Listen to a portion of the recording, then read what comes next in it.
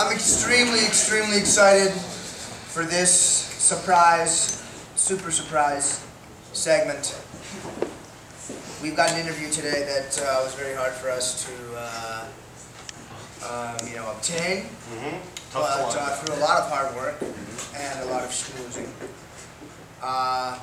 Christina Paxson is here, President of Brown University.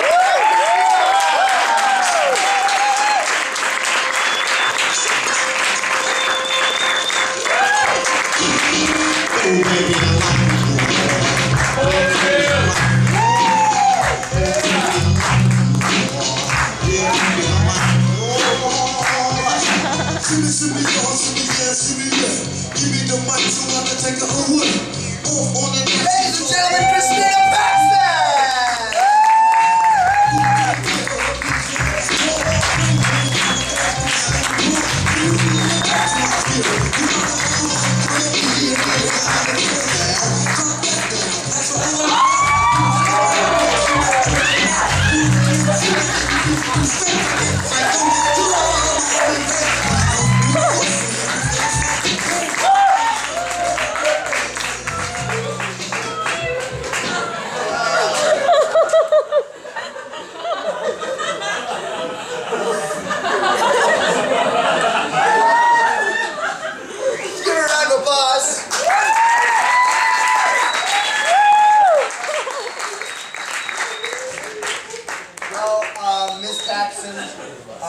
Thank you so much for coming on the show. David, it's so nice. It's such a wonderful opportunity as Brown students.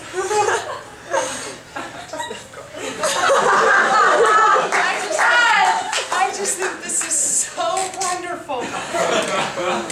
Well, it's great. It is great to see you again, Christina, and of course we're really excited to have you on the show.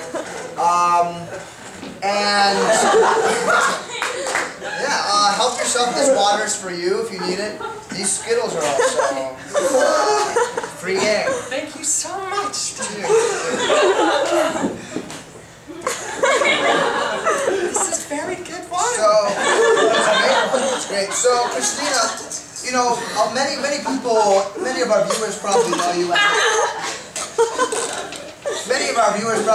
as the President of Brown, which is your current occupation.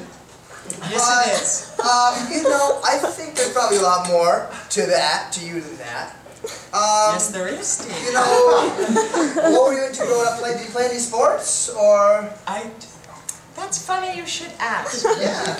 I did not play sports, but I did spend every summer doing quite a bit of physical activity in the hills of Tennessee. Wow. So, what type of physical activity? Well, you see, David, my grandfather lived to be over 100 years old. Well, looks good for you. Yeah, I have good genes, David, that's for certain. But you see, David, my grandfather was 60 years old when he had my mother, which made him 90 years old when he had me. Wait, so your grandfather had... Is your grandfather your dad? Is that what you said? Or, well, because I feel when like... he had me as a grandchild. Oh, okay. And you see, David, the secret to his success in longevity was hiking. And so every summer, my parents would take me to the hills of Tennessee. And we would hike. We would hike the livelong day, David. Well, that means... Oh, sorry. No. It was in those moments, in the hills of Tennessee, hiking with my brothers and my mother and my father, that I realized I want to study economics. I'm interested in money. Wow.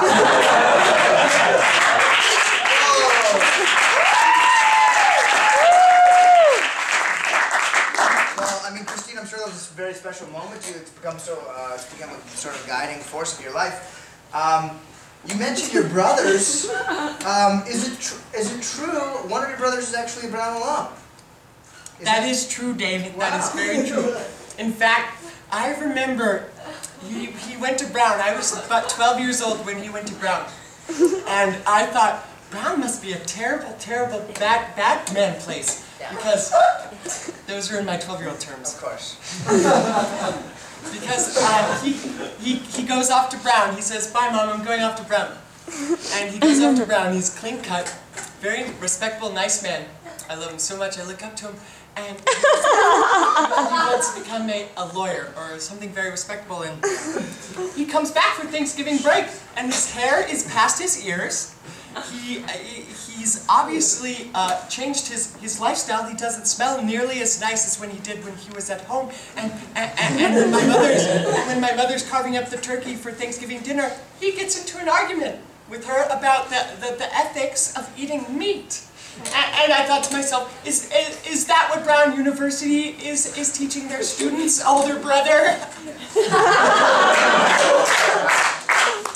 I mean, so after that first impression, I can't. What would really make you want to come to Brown? It seems like, you know, it's a poo-poo place.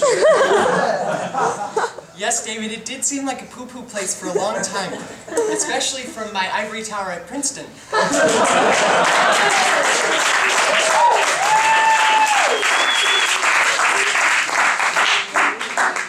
But you see, the president's mansion is very nice, and I really like the foyer, so I said, what the heck? What the heck? I'll do it. I have a very gung-ho spirit, David. I mean, that's what we love about you.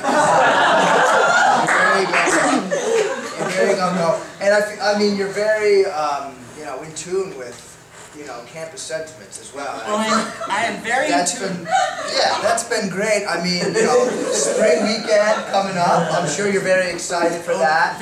My first spring weekend, and I will say with 100% certainty, David, that I'm very excited. Well, I mean, as are all Brunonians, it's hard not to be.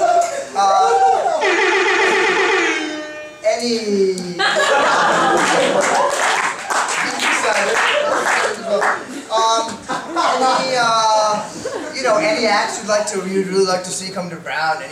And do you have maybe an inside scoop? Oh, well, David, if you're looking for an inside scoop, I'm not sure I'm the lady to ask. But I do definitely have a preference. I think it would be so great for the Brown community if we could all come together as one student body and celebrate the wonderful music of Bon Jovi. I truly believe Bon Jovi would bring the university together. It might in a certain way. And we could bond over Bon Jovi's music. Well, that sounds great. That sounds like a great time to me. Now, Christina, you've spent only a little bit of time at Brown, but I think you're starting to get it, you know, get to know it more and more. More and more, David, absolutely. And, you know, 1 year at Brown, did you say? I think it's been maybe 2. It gets hard to remember. It gets hard to remember. But, you know, Christina, what would you like to see? What are your hopes and dreams for the next 2 years at this university? My hopes and dreams for this wonderful, wonderful college university would be growth and development and an interdisciplinary spirit that truly speaks to the genuine interests that Brown University students have. And truly, I believe that the Swearer Center is truly of an upper echelon.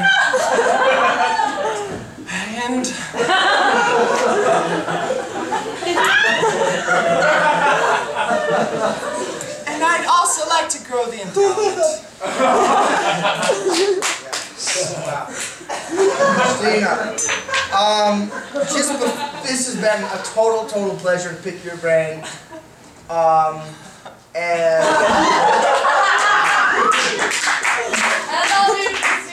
It's been a big honor for me.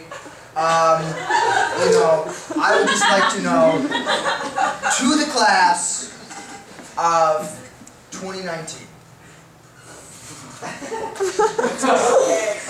What is your message to them? But as they prepare to embark on their careers in Providence, on College Hill, what would you say? I would say, well, first of all, study hard in high school, because those times matter. And you might be thinking about very, very many different things, of course. But that's the type of thinking that inspire Brown students. Many different fields, many different aspects of human life, many different disciplines that all come together and drive Brown students forward in research, in interaction, in every part of their lives. I would say to them, live on! Bring that energy, bring that spirit, bring that youth! Christina!